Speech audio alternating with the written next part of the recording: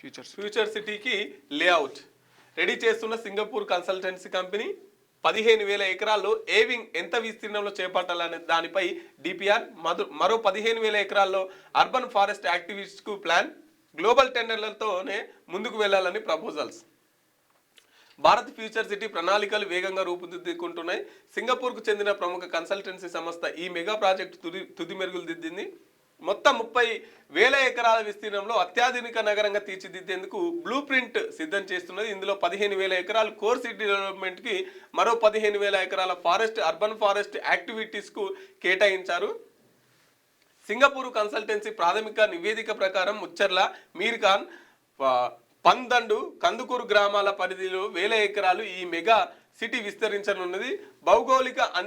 భౌగోళిక అనుకూలతలు లేని స్వభావం ఆధారంగా ఏవింగ్ ఎక్కడుండాలని అన్నది నిర్ణయించారు. హైవేకు ఇటువైపు కోర్ సిటీ, అటువైపు ఏకో టూరిజం వచ్చేలా ప్లాన్ చేస్తున్నారు.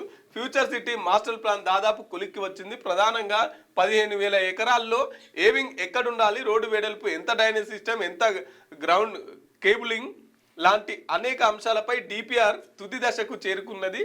భవిష్యత్తులో ట్రాఫిక్ చిక్కులు లేకుండా గ్రీన్ రోడ్, మెట్రో కనెక్టివిటీ ప్రధాన లేఅవుట్లోనే చేర్చారు. నెట్ జీరో సిటీగా, కార్బన్ ఉద్గారాలు లేని నగరంగా దీనిని తీర్చిదిద్దాలని లక్ష్యంగా పెట్టుకున్నారు. ఈ ఫ్యూచర్ సిటీలా ఎవ్వలన్నా పేదోళ్ళు బతుకుతారా? ఎవరికన్నా పేదోళ్ళకు ఒక ఇల్లు దొరుకుతుందా?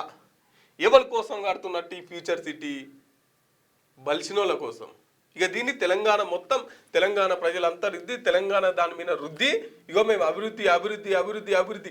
అభివృద్ధిలో పేద ప్రజల వాటా ఎంత? అభివృద్ధిలో పేద ప్రజలు ఉంటారా? అది బలిసినోళ్ళ కోసం చేసుకునే అభివృద్ధి? ఎవరికి సంబంధించిన అభివృద్ధి అది? ఎవరి కోసం కడుతున్నాం మీరు ఫ్యూచర్ సిటీ? కనీసం పేదోళ్ళు ఏమున్నా ఆడ ఊడ్చుకుంటానికి, తుడుచుకుంటానికి, రోడ్లు ఉక్తానికే తప్ప ఇంకేమైనా పేద ప్రజలను బాగుపడే ఏమైనా పథకం తీసుకురా.